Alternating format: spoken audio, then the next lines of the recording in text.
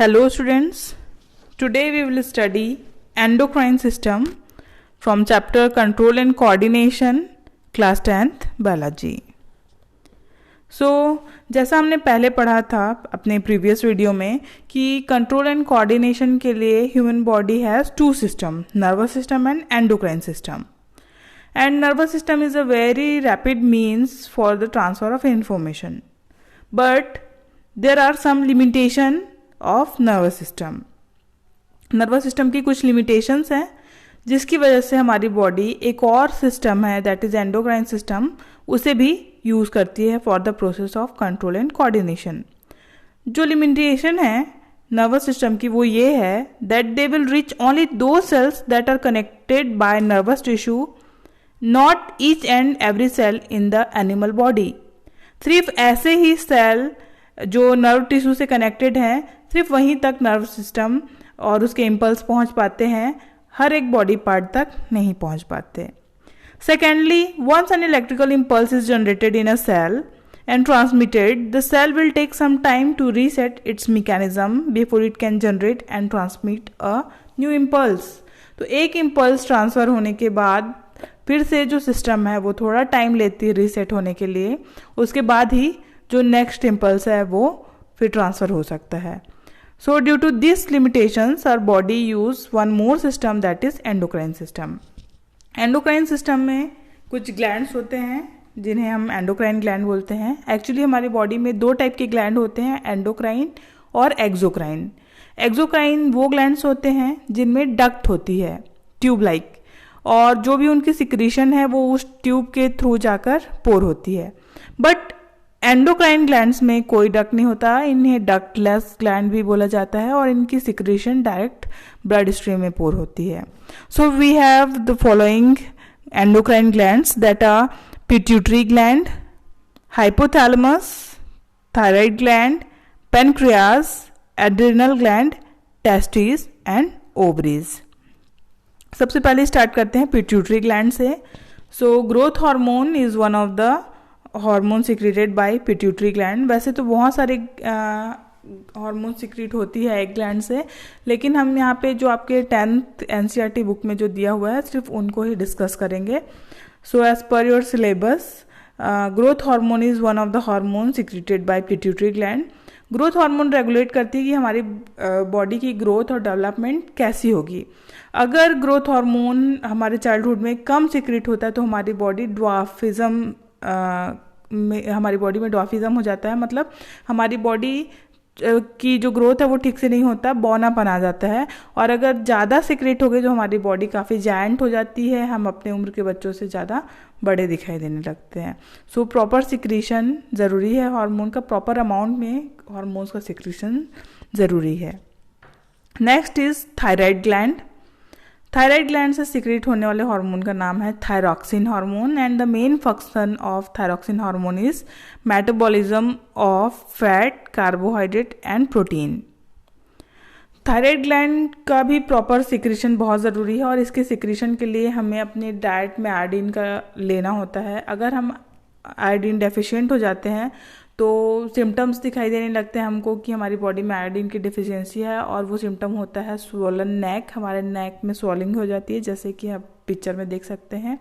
और जो डिजीज़ होता है इसकी वजह से उसे बोला जाता है गॉइटर. और गॉइटर होने के बाद उसे ठीक करना काफ़ी मुश्किल होता है. So we have to take proper amount of iodine in our diet ताकि हमें गॉइटर ना हो, हमारे नेक में स्वेलिंग ना हो, और प्रॉपरली हमारे थायराइड ग्लैंड से थायरॉक्सिन हार्मोन सिक्रेट होता रहे ताकि हमारा फैट, कार्बोहाइड्रेट और प्रोटीन भी प्रॉपरली मेटाबोलाइज हो सके. Pancreas. Pancreas is a gland situated just below our stomach. और pancreas actually endo exocrine gland है. ये एंडोक्राइन ग्लैंड भी है और एक्सोक्राइन ग्लैंड भी है. जब हम डाइजेस्टिव सिस्टम पढ़ते हैं और इसमें से पैनक्रियाटिक जूस जब सिक्रेट होता है उस समय ये एक्सोक्राइन ग्लैंड की तरह एक्ट करता है, और जो पैनक्रियाटिक डक्ट है उसके थ्रू इसकी सिक्रेशन हमारे इंटेस्टाइन में जाती है और डाइजेशन के लिए हेल्प करती है. बट यहाँ हम लोग इसे एज एंडोक्राइन ग्लैंड पढ़ रहे हैं. तो one of the hormone secreted by pancreas is insulin. Insulin help करता है हमारे ब्लड शुगर लेवल को कंट्रोल करने के लिए। अगर इंसुलिन प्रॉपरली सिक्रेट नहीं होगा तो हमारा ब्लड शुगर लेवल बढ़ जाएगा और जिसकी वजह से हमारी बॉडी को काफ़ी सारे हार्मफुल इफ़ेक्ट फेस करने पड़ेंगे। डायबिटीज़ हो जाता है हमको, ब्लड शुगर बढ़ा रहता है। तो ज़रूरी है कि ये जो हार्मोन है इंसुलिन, वो हमारी बॉडी में प्रॉपर अमाउंट में सिक्रेट होता रहे। और ये कंट्रोल करता है, इसका जो सिक्रेशन है वो कंट्रोल होता है फीडबैक मैकेनिज्म के थ्रू। अगर हमारा ब्लड शुगर लेवल बढ़ा हुआ है तो पैनक्रियाज इंसुलिन सिक्रेट करता है, और जैसे ही ब्लड शुगर लेवल कम हो जाता है तो पैनक्रियाज के सेल को मैसेज मिलता है और वो इंसुलिन सिक्रेट करना बंद कर देता है। Next is adrenal gland. Adrenal gland से हार्मोन सिक्रेट होती है, वो है एड्रिनालाइन हार्मोन। ये ग्लैंड हमारे किडनी के ऊपर सिचुएटेड रहता है और तब ये एड्रिनालाइन हार्मोन सिक्रेट करता है जब हम किसी इमरजेंसी सिचुएशन में हो, ऐसी सिचुएशन में हो जहां हमको या तो फाइट करना है या तो फ्लाइट करना है, या तो लड़ना है या तो भागना है, और दोनों ही कंडीशन में हमको एनर्जी की ज़रूरत पड़ती है in our muscles. So this is also known as emergency hormone. और क्या होता है जब हम स्ट्रेस के सिचुएशन में पड़ जाते हैं तो हमारा एड्रेनालाइन हार्मोन कैसे वर्क करता है? सो adrenaline is secreted directly into the blood and carried to different part of our body. The target organ or the specific tissue on which it act include the heart. Heart rate जो हमारा है वो बढ़ जाता है, हमारा heart beat बढ़ जाता है, तेजी से दिल धड़कने लगता है, जिसकी वजह से जो ब्लड का सप्लाई है वो हमारे मसल्स में, और ब्लड ऑक्सीजन कैरी करता है तो ऑक्सीजन की सप्लाई हमारी मसल्स में अच्छी तरीके से हो सके। अगर ऑक्सीजन मिलेगा प्रॉपरली हमारे मसल्स के सेल्स को तो रेस्पिरेशन का जो रेट है वो बढ़ेगा और जल्दी जल्दी एटीपी सिक्रेट हो पाएंगे, ताकि हम ज़्यादा से ज़्यादा एनर्जी यूज़ करके या तो फाइट कर सकें या तो फ्लाइट कर सकें। The blood to the digestive system and skin is reduced due to contraction of muscles around small artery in these organ. This divert the blood to our skeletal muscles. जहाँ काम नहीं है, जहाँ हमारे स्किन और digestive system में उस समय ब्लड की बहुत ज़्यादा ज़रूरत नहीं है, तो वहाँ के जो स्किन है वो कॉन्ट्रैक्ट हो जाते हैं और जो ब्लड का फ्लो है वो हमारे स्केलेटल मसल की तरफ हो जाता है, ताकि वहाँ ज़्यादा से ज़्यादा ऑक्सीजन पहुँच सके और ज़्यादा एनर्जी प्रोड्यूस हो सके।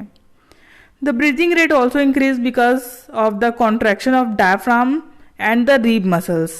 All this response together enable the animal to be ready to deal with the situation. हमारा जो ब्रीदिंग रेट है वो भी इंक्रीज हो जाता है। तो आपको पता ही है कि जब हमें डर लगता है उस समय क्या होता है, हमारी हार्ट बीट तेज हो जाती है, ब्रीदिंग रेट तेज हो जाती है, और ये सब इसलिए ताकि हम प्रिपेयर हो सकें उस सिचुएशन को डील करने के लिए। And the hormone responsible for this response is adrenaline hormone.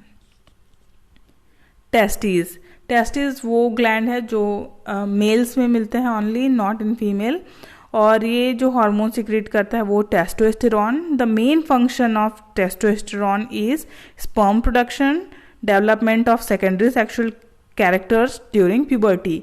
It means जो मेल बॉडी के जैसे डेवलप करती है, that is due to this testosterone.